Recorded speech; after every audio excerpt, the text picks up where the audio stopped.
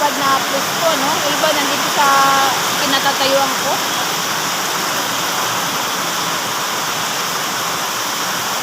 Grabe po, kanina pa to, umuulan. Sana tumigil na po yan, no? Grabe po talaga. Shoutout sa ating isang viewers. Shoutout sa iyo. Maraming salamat. Share mo sa ating live. Ay, grabe. Ay, grabe. Tingnan nyo yung mga tao dito. Pati ako, ibasa na po, guys. Tumutulo rin pala yung bubong. Ayan, oh. Tumutulo din pala yung bubong. Oh, tumutulo. Pakishare po sa ating live. Pakishare. Pakishare po guys. Pakishare.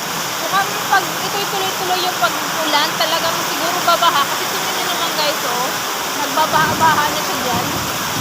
Ano na lang kaya isip ni Madam Jack kung tuloy-tuloy yung ulan, ano? So, ayan.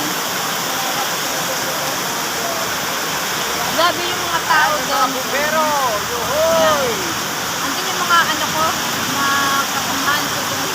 Sila. Lakas na ulan! Grabe yung lakas eh. Parang ayaw tumigil. Grabe po tayo. Pakishare po sa atin live. Pakishare po. Maraming salamat.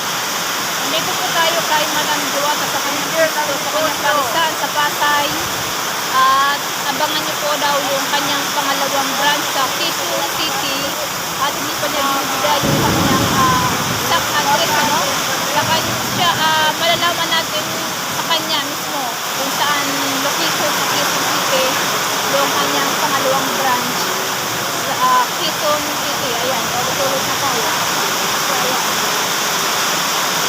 Pakishare po guys, pakishare. Pakipollow na rin po, like and share. Grabe ang ulan, guys! Grabe. Ay, yung aso. Ayan. Bawa naman yung aso. Ayan.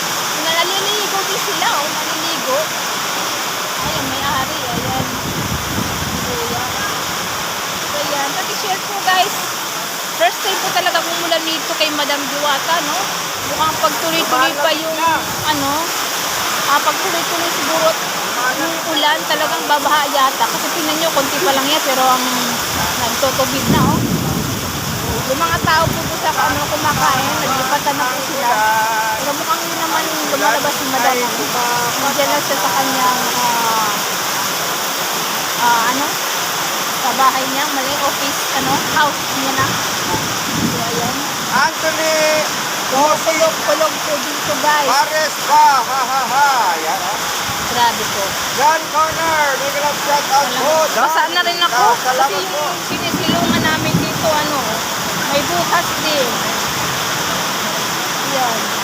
Yung aso Paris nakakatuwa. Comor! Hindi na yata yan. Naliligo sila sa ulan. Kumbaga sa tao, pagka rito na umuulan, eh, yung mga bata Pinoy lumalabas ka-adventure! May para ganap shout maligo out! sa Thank ulan. you! No? Madam, shout out! Thank you! So ayan, meron tayo dyan 4 na viewers. Shoutout sa inyo. Kung gusto nyo magpa-shoutout, Salamat, comment lang po kayo guys. Ayan. Paki-like and share po sa ating live. Paki-share and like. Paki-follow na rin po guys. Pero patuloy pa rin yung mga customer natin. Lumalakas yung ulan dito. Tapos yung kulog, may kasamang Yung kulog. mga doggy-dog. Pero sana wag nang pumulog, ano? Yung aso guys, so, talagang naliligo, nag-i-enjoy. Ayan. Kasama ang kanyang anak eh. Anak niya yata niya yung mali.